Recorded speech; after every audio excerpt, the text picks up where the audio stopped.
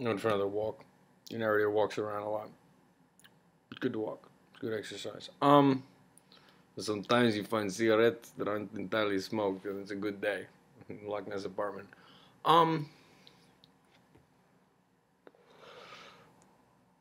I don't really have anything to say. I got in the habit of like taking a long walk and coming back and making a video. But next time you leave the house, all your how many? See, it's just a girl who was. Let me tell you more about the freaking raw vegan thing and just stuff about food in general. The girl who got me into raw veganism was this gal called who I was from California. She moved to Texas. Who was like an online friend of mine in a weird way.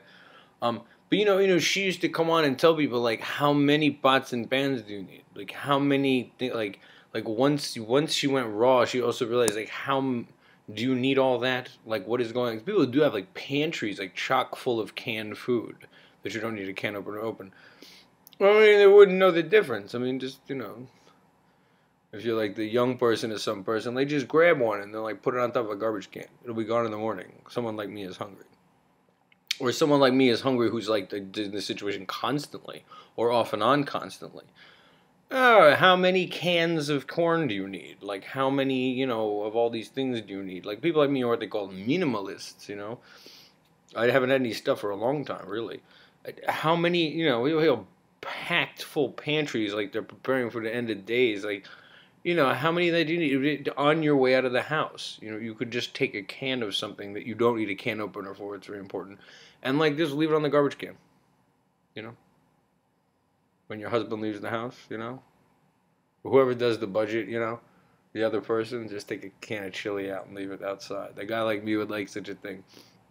It's the kind of thing, like, it's just the kind of thing that would be like a consciousness shift. Because I'm telling you, these people that are in these businesses, like these things like serving food, like my friend Sarah, no one even knows where to go for it. Or like I said, it's a one-time thing, or it's this thing that's done on Sundays at noon, or they're sending it over to other countries.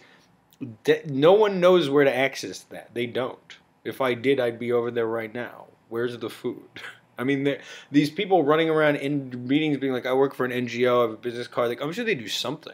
I'm not making fun of people like that. Well, no, I am. I mean, that's part of my being the right-wing guy is I'm like, make cynical comments about such things. But it's true. Where's all this food they're giving out? All these people in these food things, of Food Not Bombs, and then work at NGOs and this and that. Like I said, homeless guys don't know where to get it. There's no one leaves any food out. We're all starving to death. Who's in these these nonprofits? Where is the food? You've got to tell people. It's not about telling people. It's about making it available on like a kind of a regular basis in some way. Partly by probably like having campaigns to like encourage restaurants to do other kinds of things with their food, or encouraging people to leave a can of food out. Not these big things they do. I mean, then they go to a party and talk about it. Probably hang out with the other atheists and psychophilics and like UN people or whoever's helping everybody by like making sure there's no food. There isn't.